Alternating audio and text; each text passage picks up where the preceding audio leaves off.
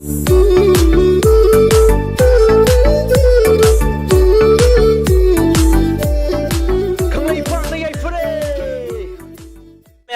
posini koigi Sin ramyan yun haidara ramyun hai tai ba ko spicy yam de ba sini ka spicy yam ato hyper hang to yenga je pose kamai to gido manung do kille lei bra do si posini ash lishai hau ko po ne si pose nai ra ka do po ne si ani ni sa ga to bone isa ani jinga si je sumana amom toro sa ga do thamaga taste to tongan tongan log doi ne aduni mayam polom da kap de yenga je do posi dai ne le thona ye ka doi ra lambu no thobok ka doi ra karom di soi dre mayam khoi ngasi di mo khoi gi ai gi sanu pa ji ga mo khoi gi sigi super spicy noodles na khoi gi Nongshim brand ma ne ko Nongshim brand ki ni mewa ga je ge do brand ki ne ba makal ani ne sa doi je Nongshim brand ne du ga khoi na 2x 3x ka na khoi na thoma ai na mang ga 2x ka sa gi do du na mo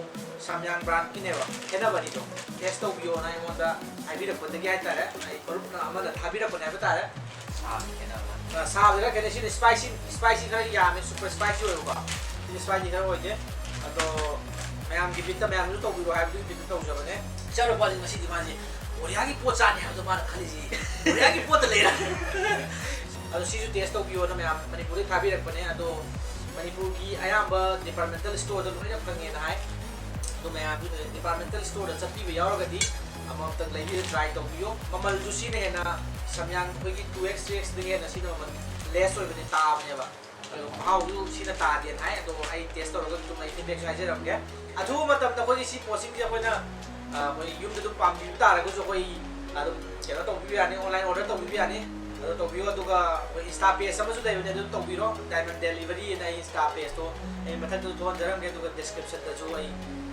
sang bi ga follow mom to bi ga mayam du order to bio mo na deliver to bi ga ne ta adu insta page to to ni sing ja ke diamond delivery ai description to jo ju sang bi ra mo du ga nei bi ro okay this is less control of the life of the challenge in coming of life and adu de mayam khoi challenge rom to jang jala ji isa no pa khali no pa ma sa khali basi adu ngas ma ngasi di ai na khali ji adu ai isa no pa ki Instagram page su ma kha to jaram ge adu ga ma ku su Instagram ma ju mayam ai fet follow to bi ga pun to ko pi ai ta sha na to lai ni sha ju adu mayam ma de la lo ka to bro sing de bai si ma de wedding mo bi no koi ro si bai ye ba drum shang dro ko sha are you ready isa no pa la shi ji yaw re du ga shi ji go yaw ni ko kina sa khao ki po ni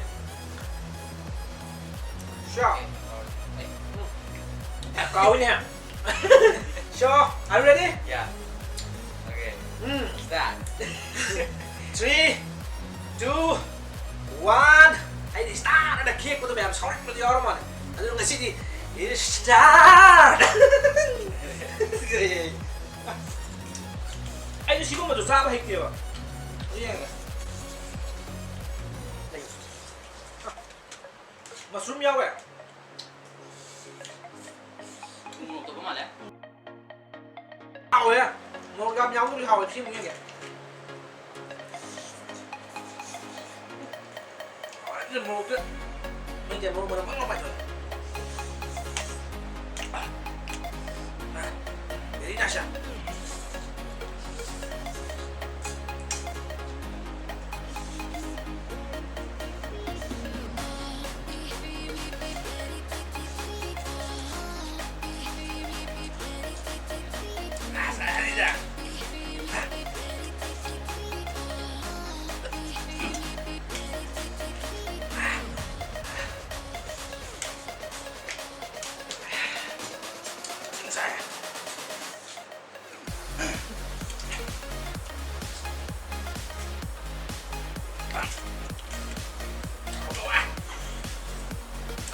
sao thì con đi cả đâu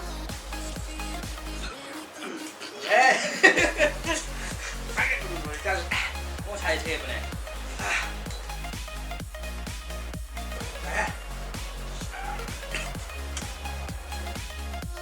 program ini ni mesti buat ni. Program kata umi ni kan ni. Yes. Saya orang yang foto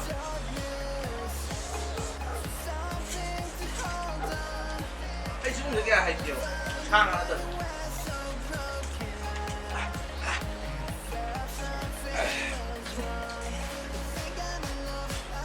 nhìn vô rồi căng một cái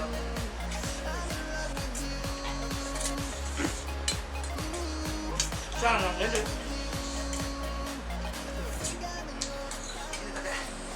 punishment hay là thằng này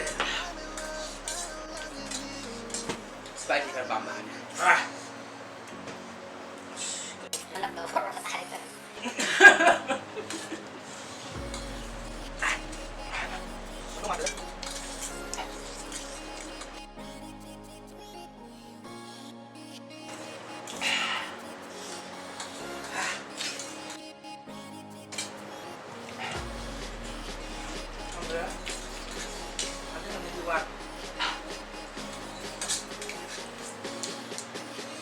Jangan tahu tidak.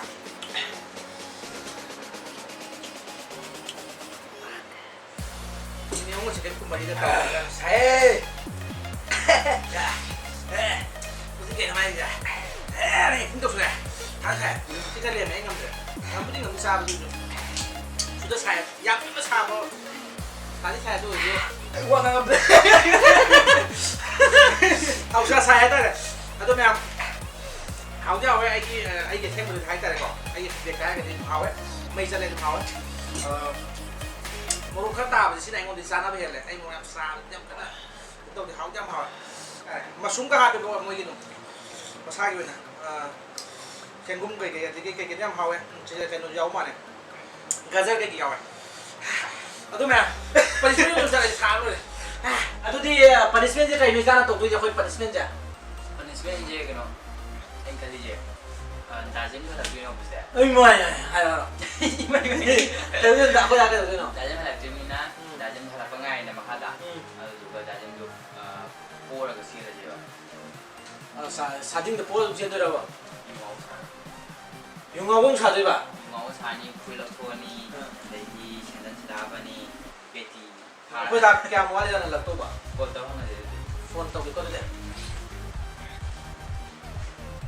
एनो तौर से बको phone Jain तौबदी मालरोय बुरा नंग known तौर हंगो हंगो नंग known तौर हंगो आइना थंगो सिंगरनि तौर ला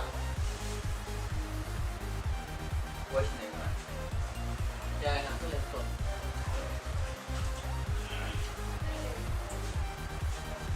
됐다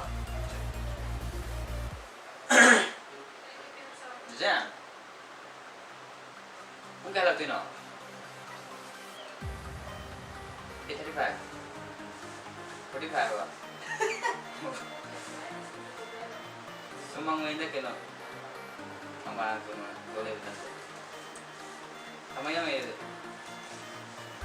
cái này cái này không được 오케이 아주 뒤에 거의 또 관점 주게 là tăng ngày rồi tăng ngày rồi đó cái trồng này bác tôi sẽ làm này để đi xin đất để apa nih 와 mau sani pilot nih để đi biết nào 프리즈로 국도 봐 mau 잡고 들리러 배티 로고 배티 사냥 되나 나도 쉬는 게 진짜 시작 걸로 봐 이제 시작 거 걸라가 보러 다니는 거 아싸 bisa juga halaman nih pak 오케이 apa nggak aku tuh 빨리 아이 아주 뒤에 스토리 이제 보시게 되네 그리고 그거 봐 고기 와 사람 더 놀래 더럽더리 샴나 융하고 사왔더라 내가 진짜 오케이 알게 다 봐. 현전 현전 필요도 돼 비디오 꼭 된더라 비디오 세리야 오케이 많이 하고 봐 chân thì ai cái đó là ama cái đó ama cái đó ba nam thì cái tàu đang ở trên đó phải la tôi ra nào là ơi nó ra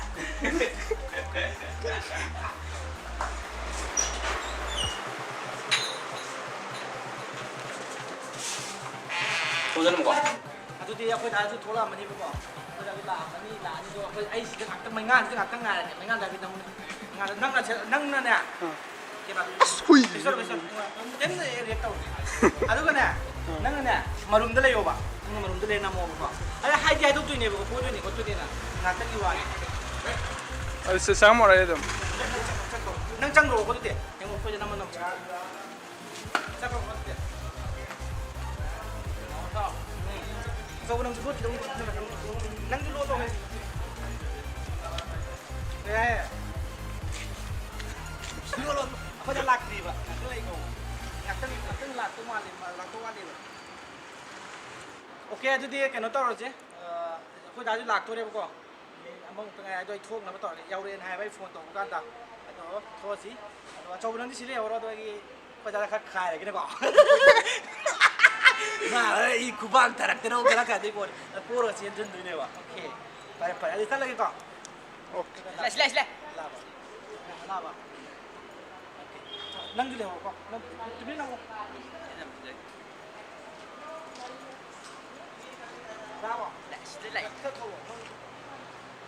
ช่วยดูนึงหาอะไรกันคนตัดที่ไหนป่ะตัดที่ไหนป่ะไอ้ดูมาไหลคนตัดที่ไหนก็ยกสลับทั่วเลยป่ะไอ้ชายเชียนทั่วเก็บชายที่เขาขึ้นมาสัตว์นั่งลุมหมดตัวนั่งลุมหมดป่ะ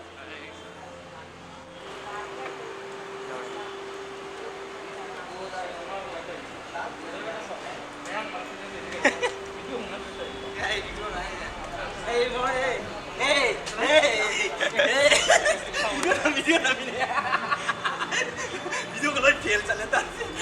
Ini lu ada mati tu tahu bah? Nang kalau, ha? Pura dia tu dah. Ini orang ni dah. Ayam betul. Pura jalan mana? Ayam tu. Kau ni kan? Itu ni. Pura jalan dah. Kau itu tu dah je. Nang pula tu ni kan? Acha. Baik je.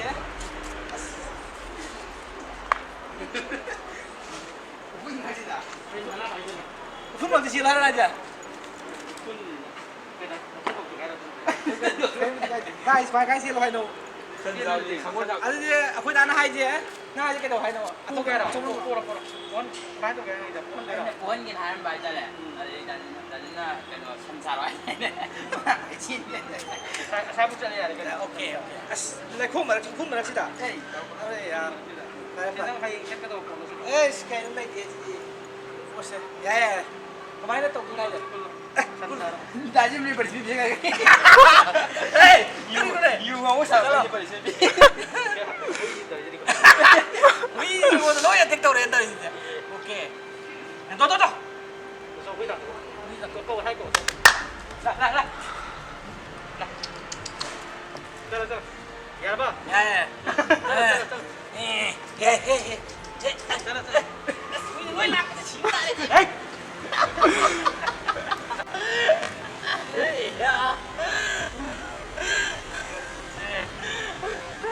Ya, terima. Ya, cái đó kìa. Quy. Ở đây đã video nhiều đó đi. Ikut video mana video mana orang sahaja orang tahu ni atau masih video je tam. Ada mau lemot pun diko. Ada isan pan pilih video je kan. Kalau tu punishment je kan nentar. Quy you kari. Atau ngasih dia yang video je. Mengai video je like tahu bila mau kau yang baik kalah kau. Yes. Kau nak tahu quy kai bila mana tahu ngasih dia tahu lah. Ada yang like tahu bila mau.